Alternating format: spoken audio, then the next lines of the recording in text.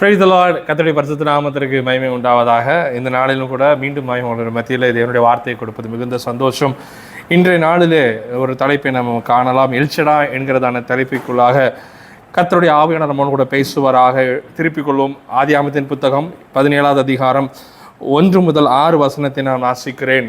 ஆதியாகமம் 17 1 முதல் 6. ஆபிரகாம் 99 வயதான போது கர்த்தர் ஆபிராமுக்கு தரிசனமாகி, நான் சர்வ வல்லமை உள்ள தேவன், நீ எனக்கு முன்பாக நடந்து கொண்டு உத்தமனாயிரு என்று சொல்கிறார். நான் எனக்கும் நடுவாக என் உடன்படிக்கையை ஏற்படுத்தி உன்னை மிகவும் திரளாய் பெருக பண்ணுவேன் என்றார். அப்பொழுது ஆபிராம் முகங்குப்புற விழுந்து வணங்கினான். தேவன் அவனோடு பேசி, நான் உன்னோடு பண்ணுகிற உன் உடன்படிக்கை என்னவென்றால், நீ திரளான ஜாதிகளுக்கு தகப்பனாவாய். இனி உன் பெயர் ஆபிராம் எனப்படாமல் நான் உன்னை திரளான ஜாதிகளுக்கு தகப்பனாக ஏற்படுத்தினபடியினால் உன் பெயர் ஆபிரகாம் எனப்படும். உன்னை மிகவும் அதிகமாக பழக பண்ணி உன்னிலே ஜாதிகள் உண்டாகுவேன், உன்னிடத்திலிருந்து ராஜாக்கள் தோன்றுவார்கள் என்று வேதம் சொல்லுகிறது. 99வது வயதாக இருக்கும் பொழுது வேதத்தில் பார்க்கிறோம், தேவன் ஆபிரகாம்கிட்ட 75 வயது இருக்கும் பொழுது அவன் தகப்பனுடைய தேசத்தை விட்டு அவன் கடந்து போகிறான். நான் காண்பிக்கும் தேசத்துக்கு நீ போ என்று சொன்னார். காண்பிக்கிறதுக்கு முன்பதாகவே அவன் கடந்து போனான். காண்பித்த இடத்துக்கு அவன் தரிசனத்தோடு அவன் கடந்து வருகிறத பார்க்க முடிகிறது. விசுவாசத்தின் தந்தையாய் கருதப்படுகிறதான ஆபிரகாம், தேவன் அவனோடு 99 வயது வரையும் அவனோடு கூட நடந்தார். கர்த்தர் அவனுக்கு நிறைய காரியங்களை பேசி கொண்டு இருக்கிறார். ஒரு சில காலங்கள் அவனோடு கூட கர்த்தர் மீண்டுமாக ஒரு காலம் கழித்து மீண்டுமாக கர்த்தர் அவனோடு பேசுகிறார். என்ன என்று சொல்கிறார் என்றால், உனக்கும் எனக்கும் ஒரு உடன்படிக்கை ஒன்று உண்டு.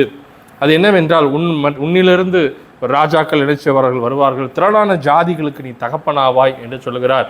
கர்த்தர் இந்த வாக்குத்தத்தமெல்லாம் சொல்லும் பொழுது அவனுக்கு 99 வயதாக இருக்கிறது. வேதத்தில் பார்க்கிறோம், அவன் முகங்கப்புற விழுந்து வணங்கினான் என்று வேதம் சொல்கிறது. எனக்கு உத்தமமாய் நீ நடந்து கொள்ளு, உன்னோட கூட உடன்படிக்கையை நான் செய்வேன் என்று சொல்லும் பொழுது அவன் நினைச்சுக்கிறான்னா ஏற்றுக்கொள்கிறான்.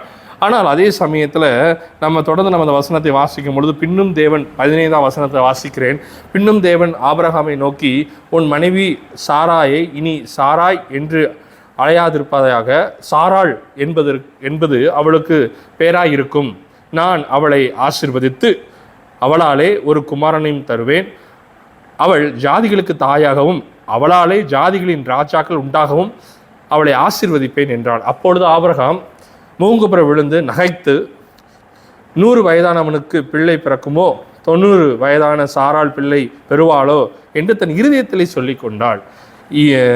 இஸ்மவேல் உமக்கு முன்பாக பிழைப்பானாக என்று ஆபிரகாம் தேவனிடத்தில் விண்ணப்பம் பண்ணினான்.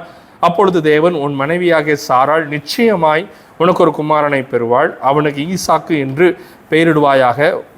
என் உடன்படிக்கை அவனுக்கும் அவனுக்கு பின்வரும் அவன் சந்ததிக்கும் நித்திய உடன்படிக்கையாக ஸ்தாபிப்பேன். ஒரு நித்தியமாக எட்டர்னலிட்டி ஆன ஒரு உடன்படிக்கையை அவனுக்கு நான் ஸ்தாபிப்பேன் என்று வேதம் சொல்கிறாங்க. சொல்லப்படுது, அவனுக்கு பின்வரும் சந்ததிக்கும் நித்திய உடன்படிக்கையாக ஸ்தாபிப்பேன் என்று சொல்லப்படுகிறது. அந்த உடன்படிக்கையில் மூலமாக வந்ததான கிறிஸ்துவின் மூலமாக வருகிறதான நமக்கும் கர்த்தர் அந்த நித்திய உடன்படிக்கையை வைத்திருக்கிறார்.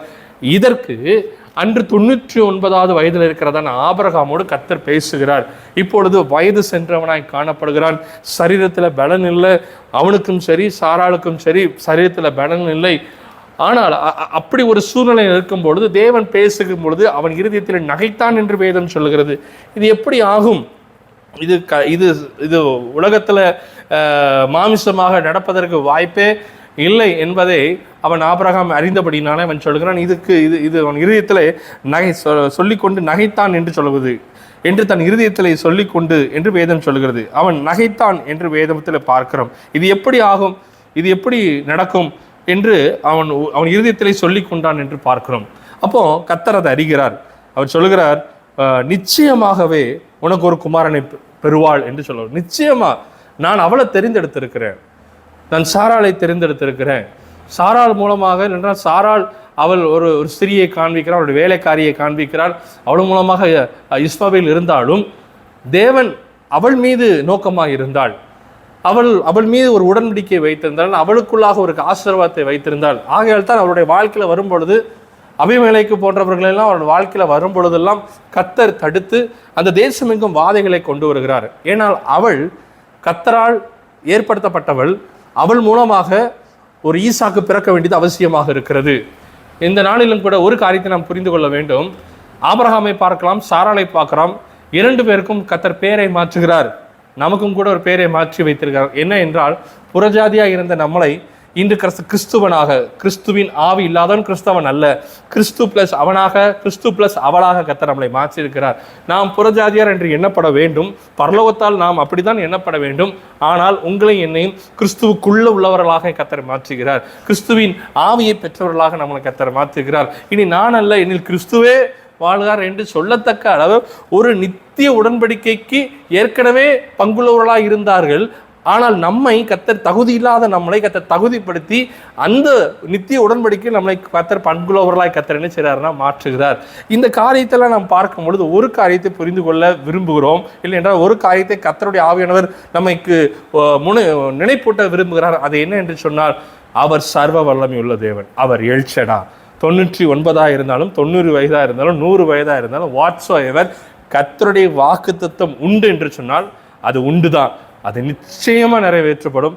அது குறித்த காலத்தில் நிறைவேற்றப்படும். வேதத்தில் தொடர்ந்து நீங்கள் பார்க்கும் பொழுது சாராள் குறித்த நாட்களிலே ஆபிரகாமுக்கு அவள் ஈசாக்கை பெற்றாள் என்று பார்க்கிறோம். குறித்த நாள், not before or after, on the right time. அந்த ரைட் டைம், கரெக்டான நேரத்தில், அது கணிதமான நேரத்தில் கர்த்தர் செய்கிறவராக இருக்கிறார். சூழ்நிலைகள் எல்லாம் அற்று போனால், there is no hope, 1% கூட அதுக்கான வாய்ப்பில்லாத நேரத்திலும் சர்வ வல்லமை உள்ளவராக இருக்கிறார். படினாலே வேதத்தில் பார்க்கிறோம், மனுஷனால் கூடாதது தேவனால் எல்லாம் கூடும் என்று பார்க்கிறோம். நமக்கும் முடியாமல் போகலாம். சில நேரங்கள் அந்த தருணங்களை கர்த்தர் நமக்கு அனுமதிப்பார். ஆனால் தேவன் இறங்கி வருவார். யோபுவோட வாழ்க்கையில கூட பார்க்கிறோம், அப்படிதான் பார்க்கிறோம். அவன் எல்லாவற்றையும் இழந்து போனதை போல காணப்பட்டது. அவன் வாழ்க்கை முடிந்தது போன்றது என்று நினைத்த பொழுது தேவன் இறங்கி வந்தார், அவனோடு பேசினார். அன்று ஆபிரகாமோடு பேசினார், உடன்படிக்கை செய்தார்.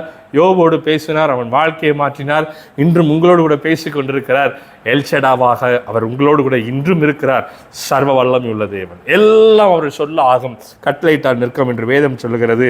எனக்கு அருமையான தேவனுடைய பிள்ளையே, வேதத்தை இன்னும் சில வசனங்களை உங்களுக்கு நான் காண்பிக்க விரும்புகிறேன். அவன் தொடர்ந்து கர்த்தர் அவனுக்கு சொன்ன காரியத்தை இதெல்லாம் அவர் செய்வார். அவர் எல்ஷடா, அவர் நிச்சயமாக அவர் செய்ய வல்லமை உள்ளவர். ஆனால் நாம் ஒன்று செய்ய வேண்டும். என்ன? தேவன் சொல்லுகிற உடன்படிக்கை நாம் கீழ்ப்படித்தவர்களாய் காணப்பட வேண்டும். அன்று நீங்கள் ஆபிரகாமை பார்க்கல என்று சொன்னால், அதே ஆதியாகமத்தின் புத்தகம் 17வது அதிகாரம் நீங்கள் 24, 26, 27 பார்ப்பீங்கன்னா அங்கே சொல்லப்படுகிறது, ஆபிரகாமுடைய நூனித்தொழில் மாம்சம் விருத்த சேதனம் பண்ணப்படும் போது அவன் 99 வயதாக இருந்தான். கர்த்தர் பேசினார், உடனே விருத்த சேதனம் பண்ணுகிறான். அவன் மாத்திரமல்ல, ஒரே நாளில் ஆபிரகாமும் அவன் குமாரனும் இஸ்மவேலில் விருத்த சேதனம் பண்ணப்பட்டார்கள். வீட்டில் பிறந்தவர்கள் அந்நியரிடத்திலும் பணத்திற்கு பட்டவர்களுமாகிய அவன் வீட்டு மனுஷர்கள் எல்லாரும் அவனோடு கூட விருத்த சேதனம் பண்ணப்பட்டார்கள். இது எதை குறிக்கிறது என்று சொன்னால், தேவனோடு கூட அவர்கள் உடன்படிக்கை செய்தார்கள். உங்களுக்கும் எனக்கும் ஒரு உடன்படிக்கை உண்டு. அது மாம்சபரமான உடன்படிக்கை அல்ல, நமக்கு ஆவியின் உடன்படிக்கை இருக்கிறது. அது கிறிஸ்துவின் உடன்படிக்கையாய் காணப்படுகிறது. அது புதிய பிரமாணத்தை அவர் கொடுத்திருக்கிறார். அவருடைய சரீரத்தில் பங்குள்ளவர்களாக இருக்கிறோம். அவருடைய மரணத்தை நாம் நினைவு கூறுகிறோம். பரலோகத்தில் உங்களுக்கு எனக்கும் ஒரு ராஜ்யத்தை அவர் கட்டி கொண்டிருக்கிறார், ஒரு வாசஸ்தலத்தை கட்டி கொண்டிருக்கிறார். அவர் மணவாளனும் சபை மணவாட்டியமாக இருக்கிறது.